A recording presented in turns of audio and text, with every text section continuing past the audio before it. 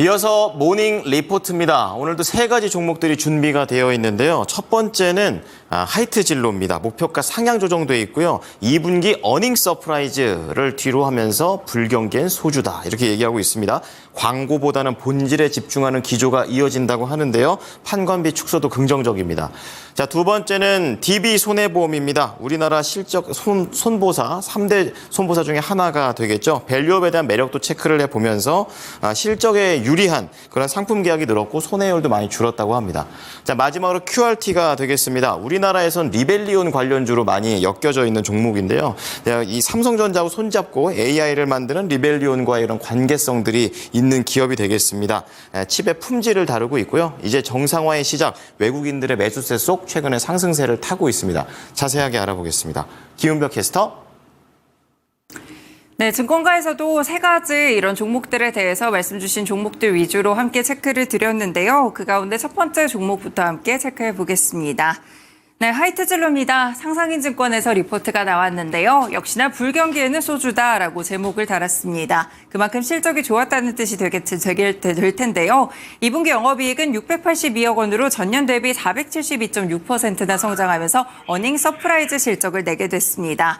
원가율 하락과 마케팅비에 대한 절감으로 판관 비율이 줄어들고 수익성이 향상됐는데 낮은 영업이익률 그리고 기저효과까지 더해지면서 마진 개선폭이 크게 확대가 됐습니다.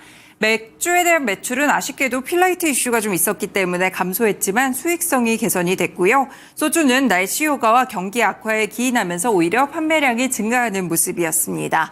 소주나 기타 제재주 중심의 회복세가 눈에 띄고 있는데 신제품에 대한 판매분의 비축 효과가 주 요인이라고 볼 수 있겠습니다. 현재 수출 지역은 동남아 그리고 중국, 미국이 핵심 권역이고 고른 회복세를 전반적으로 가져가고 있습니다. 네, 앞으로도 긍정적인 점은 3분기에도 이러한 증익 추세가 이어질 것으로 보고 있다는 것인데요. 지난해 말쯤에 가격 인상을 단행했었는데 이 원가율 대선도 이어질 것이라고 봤고요. 비용 축소가 핵심이었던 실적이기 때문에 앞으로의 전망까지도 상당히 밝게 기조를 이어갈 것이라고 보고 있습니다. 이에 따라서 목표 주가 27,000원까지 상향 조정했는데요. 하이트진로도 차트 보겠습니다.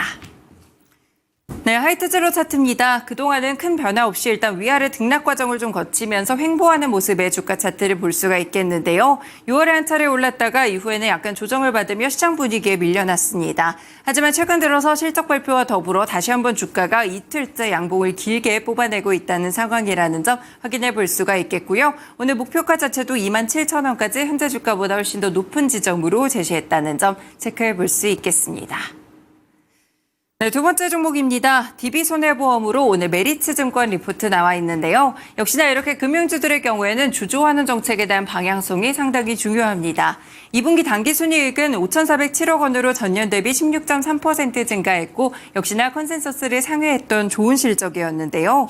장기보험이 3,932억 원을 기록했고 CSM 상가객은 CSM 잔액 순증 기반으로 견조했습니다. 의료 파업 같이 손해율도 개선되면서 예실치양의 규모가 확대된 가운데 일반이나 자동차에 대한 보험 손익도 안정적인 손해율을 기록했다고 하는데요. 여기에 지급여력 비율을 보시면 상당히 안정적으로 진행되고 있습니다. 현재 200%를 상회하고 있는데요. 중장기적인 자본 정책으로 지급여력 비율에 대한 목표치를 최대 220%까지 잡았습니다. 그리고 5년 기준으로 주주 환원율도 35%를 제시했는데 지난해에는 주주 환원율 자체가 20.7%에 그쳤기 때문에 현재는 적극적인 의지로 해석이 되고 있다는 분석입니다.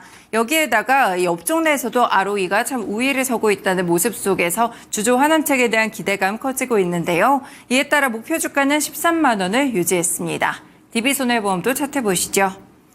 네, 사실 수요일만 하더라도 보험주들 별로 좋지 않은 주가 흐름을 보였습니다. DB손해보험은 4월부터 꾸준하게 오르면서 6월까지 상승 여력을 보여줬는데요. 밸류업 종목들이 최근 들어서는 약간 주춤한 모습입니다. 주가 자체가 약간 아래쪽으로 내려가고는 있지만 이 앞으로의 방향성까지 좀 확인해 보시면서 주주 환원책도 확인해 보시길 바라겠습니다. 네, 마지막 종목은 QRT입니다. KB증권 리포트인데요. 네, QRT 보시면 2분기 영업이익은 13억 원으로 전년 동기 대비 117% 증가하는 모습이었습니다. 네, 매출액도 전년 대비 13% 이상 성장세를 기록하곤 했는데요. 신뢰성 평가에서 대부분 매출액이 발생했고 여기에 종합 분석까지 전년 대비 크게 매출이 증가했습니다. 현재 신규 분석 장비 전자현미경을 도입하면서 종합 분석에 대한 매출액이 늘어난 이유라고 설명해 볼 수 있겠고요. RF 신뢰성 평가 장비 개발 완료 이후에 매출화 시점이 도래하고 있습니다. 그렇기 때문에 상저하고 실적을 리포트에서는 함께 예상을 했습니다. HBM 수요도 지속되는 가운데 레거시 관련한 R&D 프로젝트들도 회복세를 기록하고 있기 때문에 낙수 효과를 받을 것이라는 분석인데요. 네, 최근에 보시면 반도체 분야에서 신뢰성 평가와 종합 분석에 대한 중요도가 크게 증가하고 있습니다. 경박 단소화나 다기능화에 따라서 R&D나 개발 단계부터 신뢰 분석이라든지 종합 분석이 좀 중요한 모습들을 차지하고 있고요. 반도체에 대한 사용처도 IT 기기에서 데이터 센터, 우주, 항공, 자율주행까지 크게 확장되고 있습니다. 산업 표준에서 요구가 되지만 평가 인프라가 부족해 정밀한 테스트가 어려운데 자체적으로 개발한 이 첨단 신뢰성 평가 인프라를 통해서 현재는 사업을 진행하고 있다고 볼 수가 있겠고요. 현재 목표 주가는 따로 제시하지 않았습니다. QRT도 차트 보겠습니다. 네, QRT 종목을 보시면요. 반도체 종목답지 않게 계속해서 주가가 하락하는 모습이 이어졌습니다. 주가의 하락세 좀 깊게 나타난 가운데에서 지금은 정상화의 시작이다라면서 약간의 긍정적인 시각을 주는 리포트가 있었다는 점 QRT 리포트까지 분석해드렸습니다. 네, 오늘 이렇게 세 가지 리포트 함께 살펴드렸습니다. 지금까지 모닝 리포트였습니다.